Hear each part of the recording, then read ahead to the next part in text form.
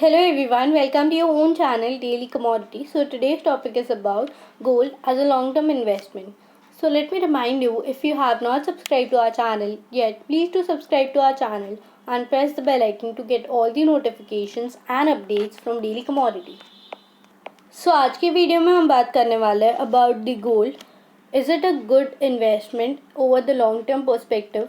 तो गोल्ड जो है उसको सबसे पहले हम कंसिडर करते हैं एक safe investment. It is suppose to be act as a safety net when the market are decline since the price of the gold doesn't typically move with the market price.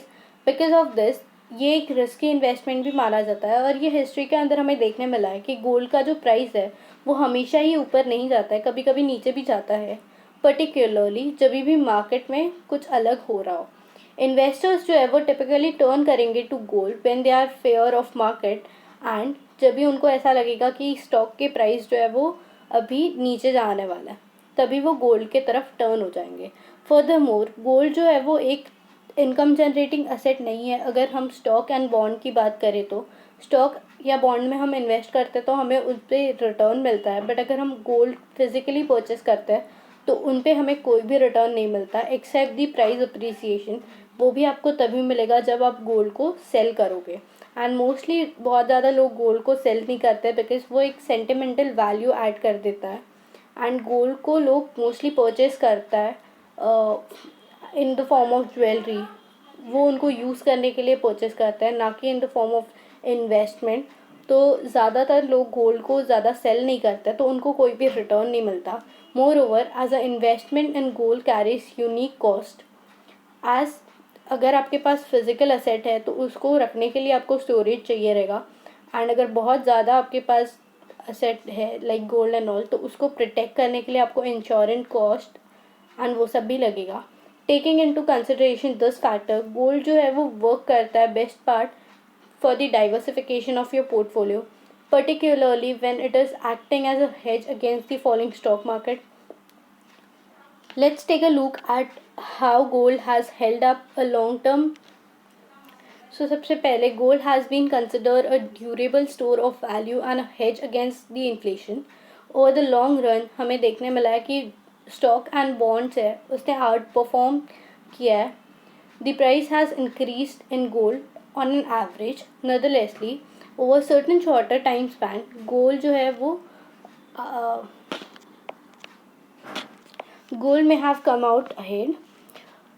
First is gold versus stock and bond. जब भी हम evaluate करते हैं जो performance है gold का as an investment over the long term, ये really depend होता है कि आप कौन से टाइम पीरियड को एनालाइज कर रहे हो. फॉर एग्जांपल अगर हम 30 ईयर्स की टाइम पीरियड को देखें तो स्टॉक्स जो है उसने बहुत ज़्यादा आउट परफॉर्म किया है as compare to gold and bond.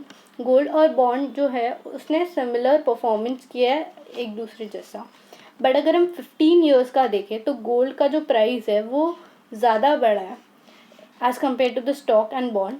अगर हम 1990 से लेकर 2020 तक का पूरा प्राइस चेक करें गोल्ड का तो it has been increased around 360%. Over the same period stock exchange जो इंडेक्स थे वो भी डाउन हुए हैं. अगर हम देखते लास्ट 15 ईयर्स का फ्रॉम 2005 टू 2020 तो जो गोल्ड का प्राइस है वो इंक्रीज़ हुआ था बाय 330%, रफली same as the 30 years. Over the same period stock exchange के जो इंडेक्स थे वो भी इंक्रीज़ हुए थे. So over the long term stock seems to be outperform gold but about 3 to 1%, but over a short horizon gold may win out. A historical perspective, अगर हम prices देखें गोल्ड की तो 1964 के अंदर 24 कैरेट गोल्ड जो था पर 10 ग्राम्स उसका प्राइस था ₹63.25. एंड आज 2020 के अंदर भी अगर हम देखें तो गोल्ड का प्राइस था अराउंड 48,651.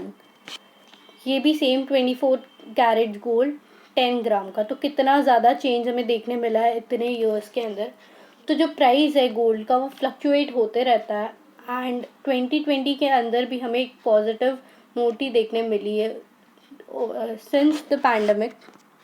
अगर हम लास्ट 6 ईयर्स की बात करें 2011 से लेकर 2017 की तो गोल्ड का जो प्राइस था वो बेयरली मूव हो रहा था इंडिया के अंदर।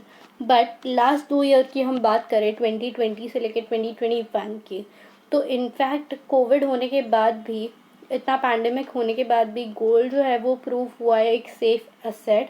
इन्वेस्टर्स जो है उन्होंने, बहुत सारे लोगों ने गोल्ड को सेल भी किया है और पैसे भी लिए हैं। एंड इंटरनेशनल प्राइस वो भी इंक्रीज़ हो गया है गोल्ड का बहुत ज़्यादा।